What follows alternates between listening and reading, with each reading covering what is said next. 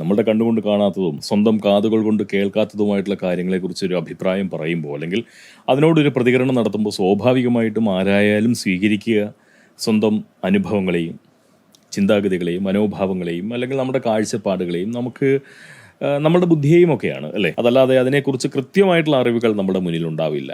കൃത്യമായിട്ടുള്ള അറിവുകൾ എന്ന് പറഞ്ഞാൽ ഒന്നുകിൽ മാധ്യമങ്ങളിലൂടെ കേട്ടറിയുന്ന കാര്യങ്ങൾ, അതല്ലെങ്കിൽ ആരെങ്കിലും പറഞ്ഞറിയുന്ന കാര്യങ്ങൾ, അതല്ലെങ്കിൽ നമ്മൾ വായിച്ചറിയുന്ന കാര്യങ്ങൾ. അതല്ലാതെ നമ്മുടെ കണ്ണുകൾ കൊണ്ട് നമ്മൾ നേരിട്ട് ആ സംഭവത്തിന് ദൃക്സാക്ഷ്യം വഹിക്കുന്നില്ല, അതല്ലെങ്കിൽ നമ്മുടെ കാതിൽ ആ സംഭവങ്ങളൊന്നും എത്തിയിട്ടില്ല. എങ്കിലും നമ്മൾ അതിനെക്കുറിച്ച് പറയുന്നു. സ്വാഭാവികമായിട്ടും അതിൽ തെറ്റുകൾ വരാനുള്ള സാധ്യതയുണ്ട്. പൊതു ഇടത്തിലിരുന്നു കൊണ്ട് പൊതുവായ കാര്യങ്ങളെക്കുറിച്ച് സംസാരിക്കുന്ന ഒരു വ്യക്തി തീർച്ചയായിട്ടും ഒരു പോങ്ങനാകുമ്പോൾ തെറ്റുകൾ ഉറപ്പായിട്ട് സംഭവിക്കാം. പക്ഷേ ഈ സമൂഹത്തിന് മുന്നിൽ എന്ത് തെറ്റും വിളിച്ചു പറയാൻ മടിയോ ചമ്മലോ ചളിപ്പോ ഒന്നും പോകാനില്ല. കാരണം ഞാൻ സംസാരിക്കുന്നത് മറ്റുള്ളവരെ പാഠം പഠിപ്പിക്കാൻ ഇഷ്ടപ്പെടുന്ന ഒരു സമൂഹത്തിന്റെ മുന്നിലാണ് എന്നുള്ള ബോധ്യം എനിക്ക് നന്നായിട്ടുണ്ട്. ഇപ്പൊ കഴിഞ്ഞ ദിവസം തന്നെ അല്ലെങ്കിൽ ഇതിന് തൊട്ട് മുന്നേ തന്നെ സംഭവിച്ചിട്ടുള്ള വീഡിയോ, നമ്മുടെ രമേഷ് നാരായൺ ആസിഫ് അലി സംഭവത്തിൽ സംഭവിച്ചിട്ടുള്ള വീഡിയോയിൽ എനിക്ക് പതിവില്ലാത്ത വിധം എന്നെ പാഠം പഠിപ്പിക്കാൻ ഒരു വലിയ സമൂഹം തന്നെ ഇറങ്ങി. ഏറ്റവും രസകരമായിട്ടുള്ള ഒരു സംഭവം, നമ്മളുടെ വീഡിയോ ഒക്കെ ഇട്ട് കഴിഞ്ഞാൽ ഈ അടുത്ത കാലത്തായിട്ട് വളരെ കുറച്ച് കാഴ്ചകളെ സംഭവിക്കുള്ളൂ. ഞാനിതൊന്നും പറഞ്ഞ പരിഭവമല്ല കേട്ടോ, അങ്ങനെ വിചാരിക്കുന്ന കുറച്ചെങ്കിലും ആളുകൾ ഉണ്ടാവും. ഞാനത് യാഥാർത്ഥ്യം അതുപോലെ പറയുകയാണ്. കാഴ്ചകൾ കുറയുമ്പോൾ കാഴ്ചകൾ കുറഞ്ഞു, കാഴ്ചകൾ കൂടുമ്പോൾ കാഴ്ചകൾ കൂടി എന്ന് തന്നെയാണ് പറയുന്നത്. അപ്പോൾ നമ്മൾക്ക് ഇപ്പോൾ അടുത്ത കാലത്തായിട്ട് കാഴ്ചകൾ കുറവാണ്. സ്വാഭാവികമായിട്ട് കുറഞ്ഞ സത്യം പറയുന്നു. അതിനകത്ത് അത് കൂടുതലാണെന്ന് പറയാൻ പറ്റത്തില്ലല്ലോ, അത് അസത്യമായി പോവില്ലേ. അപ്പോൾ സത്യപ്രിയനായിട്ടുള്ള പോങ്ങൻ സത്യം പറയുന്നു. അപ്പോൾ നമ്മുടെ കാഴ്ചകൾ വളരെ കുറവാണിപ്പോൾ. പക്ഷെ കഴിഞ്ഞ വീഡിയോ, ഈ രമേഷ് നാരായൺ ആസിഫ് അലി വിഷയത്തിൽ സംഭവിച്ചിട്ടുള്ള വീഡിയോ പാതിരാത്രിക്കാണ് ഞാൻ ഇടുന്നത്. ഏതാണ്ട് 11:15 മണി കഴിഞ്ഞു. എന്നിട്ട് പോലും ആ വീഡിയോ സാമാന്യം തരക്കേടില്ലാതെ മുന്നോട്ട് പോയി. എനിക്കൊരു സംഗതി പിടികിട്ടി. ഇതിൻ്റെ പിന്നിൽ പ്രവർത്തിച്ചിരിക്കുന്ന ഒരു കാര്യമെന്ന് പറയുന്നത് തീർച്ചയായിട്ടും സമാധാന മതനാമധാരികളായിട്ടുള്ള ധാരാളം ആളുകൾ ഈ വീഡിയോ കണ്ടു. കാരണം കമന്റ് ബോക്സിൽ പതിവില്ലാത്ത വിധം അവരുടെ സാന്നിധ്യം പോങ്ങൻ അനുഭവിച്ചു. സന്തോഷം കൊണ്ട് എൻ്റെ കണ്ണ് നിറഞ്ഞു. വന്നവരിൽ 3 പേരൊഴിച്ച് ബാക്കി മുഴുവൻ ആളുകളും ചീത്തയാണ് പറഞ്ഞത് പോങ്ങനെ. എനിക്കതിൽ കുഴപ്പമില്ല. കാരണം പോങ്ങൻ ഒരല്പം പോങ്സ്കൃതത്തിലല്ലേ അത് പറഞ്ഞത്. ഈ രമേഷ് നാരായൺ ആസിഫ് അലി വിഷയം പോങ്ങൻ കുറച്ച് പോങ്സ്കൃതത്തിലാണ് പറഞ്ഞത്. അതുകൊണ്ട് തന്നെ സമാധാന മതനാമധാരികളായിട്ടുള്ള ആളുകൾക്ക് മനസ്സിലായി കാണില്ലായിരിക്കും. കാരണം അവർ കൂടുതൽ പേരും വടക്കൻ മലബാർ ആ പ്രദേശത്തുള്ളവരായതുകൊണ്ട് എൻ്റെ ഒരു രീതി സംസാരം ചിലപ്പോൾ ഒരു പക്ഷേ തെറ്റിദ്ധാരണയ്ക്ക് ഇട കൊടുക്കുന്നതായിരിക്കും എന്ന് മനസ്സിലാക്കിക്കൊണ്ട് തന്നെ ഞാൻ വളരെ പാകതയോടുകൂടി തന്നെയാണ് അതിനെ കാണുന്നത്, മനസ്സിലാക്കുന്നത് അവരുടെ ചീത്തകളെ. കാരണം അത് കൃത്യമായിട്ട് അവർക്ക് മനസ്സിലാവുന്നില്ല. അതിൻ്റെ കൂടെ തന്നെ ഈ സ്കിപ്പി പോവുകയും കൂടി ചെയ്യുന്നുണ്ടാവും. അപ്പോൾ പിന്നെ ഒട്ടും കിട്ടില്ല. എന്തായാലും ഇന്നലത്തെ വീഡിയോ, ഈ പാതിരാവിലിട്ട വീഡിയോ തീർച്ചയായിട്ടും അവരിൽ പലരും കണ്ടു.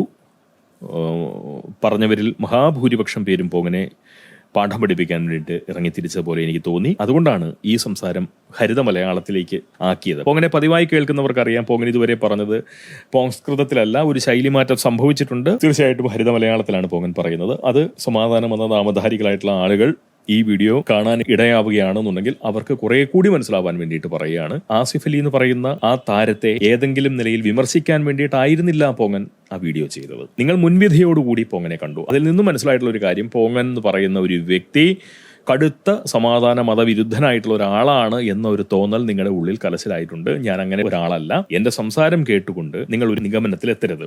ഞാൻ പറയുന്നതിനകത്ത് കൃത്യമായും എൻ്റെ കൺമുന്നിൽ വരുന്നതോ എനിക്ക് കേൾക്കാൻ ഇടയാവുന്നതോ ആയിട്ടുള്ള കാര്യങ്ങൾ വെച്ചുകൊണ്ട്, ഞാൻ അനുഭവിക്കുന്ന കാര്യങ്ങൾ വെച്ചുകൊണ്ട്, ഞാൻ ജീവിച്ച് മനസ്സിലാക്കി വരുന്ന കാര്യങ്ങളിൽ നിന്നുകൊണ്ടാണ് ഞാൻ സംസാരിച്ചുകൊണ്ടിരിക്കുന്നത്. അപ്പോൾ സാമൂഹ്യ മാധ്യമങ്ങളിൽ കൂടുതൽ ഇടപഴകുന്ന ഒരാളെന്ന നിലയിൽ, അല്ലെങ്കിൽ സാമൂഹ്യ മാധ്യമത്തിൽ കൂടുതൽ വിരകി ജീവിക്കുന്ന ഒരാളെന്ന നിലയിൽ എൻ്റെ കൺമുന്നിൽ കുറേ കാര്യങ്ങൾ വന്നുപെടുന്നുണ്ട്. അതുതന്നെ ആവണം നിങ്ങളുടെ മുന്നിൽ പെടുന്നതെന്ന് എനിക്കറിയില്ല. അതുകൊണ്ട് തന്നെ കാഴ്ച വ്യത്യാസം അവിടെ സംഭവിക്കുമ്പോൾ ആശയത്തിലും വ്യത്യാസം വരും. കാരണം ഞാൻ കണ്ട കാര്യങ്ങളെക്കുറിച്ചാണ് ഞാൻ പറയുന്നത്. ഞാൻ കണ്ട കാര്യങ്ങളെക്കുറിച്ച് ഞാൻ പറയുന്നത് നിങ്ങൾ കേൾക്കുമ്പോൾ ഒരുപക്ഷെ നിങ്ങൾ ആ കാഴ്ച കാണാത്തത് കൊണ്ട് ഞാൻ പറയുന്നത് നിങ്ങൾക്ക് കിട്ടണമെന്നില്ല. ഇപ്പം കിട്ടിയോ? അത്രയേ ഉള്ളൂ. അപ്പം തെറ്റിദ്ധാരണ ഇവിടെ വരും. ഞാൻ അതിനും കുറ്റം പറയില്ല നിങ്ങളെ. നിങ്ങൾ സംഖ്യകൾ എന്താണെന്നുള്ളത് കൃത്യമായിട്ട് മനസ്സിലാക്കിയിട്ടില്ല, ഞാനും മനസ്സിലാക്കിയിട്ടില്ല. പക്ഷേ നിങ്ങൾ സംഘി എന്ന് വിളിക്കുന്ന സമുദായത്തിൽപ്പെട്ട ഒരാളാണ് ഞാൻ. നിങ്ങളെ സംബന്ധിച്ചിടത്തോളം നിങ്ങൾ സംഘി എന്ന് പറയുന്നത് RSSകാരെയാണെന്ന് പറഞ്ഞാലും സകലമാന ഹൈന്ദവ നാമധാരികളെയും നിങ്ങൾ സംഘി എന്നാണ് കരുതിയിരിക്കുന്നത്, അല്ലെങ്കിൽ നിങ്ങളെ അങ്ങനെയാണ് പഠിപ്പിച്ചിരിക്കുന്നത്. അതാണ് കുഴപ്പം. ഇനി RSSകാർ എന്ന് പറയുന്നതും നിങ്ങൾ വിചാരിക്കുന്നത് പോലെ ഞാൻ മനസ്സിലാക്കിയിടത്തോളം, ഞാൻ കുറച്ചുകൂടി അടുത്ത് നിന്ന് കാണുന്നുണ്ടല്ലോ, കാരണം നിങ്ങൾ പറയുന്ന പോലെ ഈ സമുദായത്തിൽപ്പെട്ട ഒരാളെന്ന നിലയിൽ തീർച്ചയായിട്ടും എനിക്കറിയാവുന്ന ഒരു RSSകാരൻ പോലും മതവിരോധിയല്ല, ഏതെങ്കിലും ഒരു മതവിരോധിയല്ല. അങ്ങനെ നിങ്ങളെ ആരെങ്കിലും പഠിപ്പിച്ചിട്ടുണ്ട് എന്നുണ്ടെങ്കിൽ അത് തെറ്റായിട്ടുള്ളൊരു പാഠമാണ് നിങ്ങൾ പഠിച്ചതെന്ന് മാത്രം മനസ്സിലാക്കുക. എൻ്റെ അറിവിൽ അതേ എനിക്ക് പറയാൻ പറ്റൂ. എനിക്കറിയാവുന്ന ഒരു RSSകാരൻ പോലും മതവിരോധിയല്ല, അവൻ ഹിന്ദു മതസ്നേഹിയുമല്ല. അങ്ങനെ നിങ്ങൾ വിചാരിക്കരുത്. അവരുടെ ഉള്ളിൽ ഈ രാഷ്ട്രത്തോടുള്ള അമിതമായ കൂറാണ് കിടക്കുന്നത്. ഭാരതം, സ്വാഭാവികമായിട്ട് ഈ ഭാരതത്തിൻ്റെ സംസ്കാരം അല്ലെങ്കിൽ ഭാരതത്തിൻ്റെ സംസ്കൃതിയിൽ ഈ ഹിന്ദു എന്ന് പറയുന്ന മതം കലർന്നു കിടക്കുന്നത് കൊണ്ട് സ്വാഭാവികമായിട്ടും അവർ ആ മതത്തെയും പ്രതിനിധീകരിക്കുന്നുണ്ട് എന്നുള്ളത് സത്യമാണ്. പക്ഷേ അവരാത്യന്തികമായി ദേശസ്നേഹികൾ മാത്രമാണ്. ഭാരതത്തോട് സ്നേഹമുള്ള, ഭാരതം എന്ന് പറഞ്ഞു കഴിഞ്ഞാൽ അത് വർഗീയമാണെന്ന് കണ്ട് പൊള്ളുമെങ്കിൽ ഞാൻ പറയുന്നു, ഇന്ത്യയോട് സ്നേഹമുള്ള ഒരു മുസൽമാനെയും ഇന്ത്യ മഹാരാജ്യത്തോട് സ്നേഹമുള്ള ഒരു ക്രൈസ്തവനെയും ഇന്ത്യ മഹാരാജ്യത്തോട് സ്നേഹമുള്ള ഒരു ഹിന്ദുവിനെയും അവർ ഭാരതീയരായിട്ടാണ് കാണുന്നത്. അതുപോലെ തന്നെ ദേശവിരോധിയായിട്ടുള്ള ഒരു ഹിന്ദുവിനെ അവർ ഭാരതീയനായി ഗണിക്കുന്നുമില്ല. അങ്ങനെയാണ് ഞാൻ മനസ്സിലാക്കുന്നത്. അതുകൊണ്ട് മതമല്ല അവർക്ക് പ്രശ്നം, അവർക്ക് ദേശീയതയാണ് പ്രശ്നം. എൻ്റെ ബോധ്യം എന്താണെന്ന് വെച്ചാൽ, നിങ്ങൾ ഈ പറയുന്ന സംഖ്യകൾ എന്ന് പറയുന്ന കൂട്ടരാരും സാമൂഹ്യ മാധ്യമങ്ങളിൽ കിടന്ന് വിരകുന്നവരല്ല. അവർ മണ്ണിൽ ചവിട്ടി നിൽക്കുന്നവരാണ്.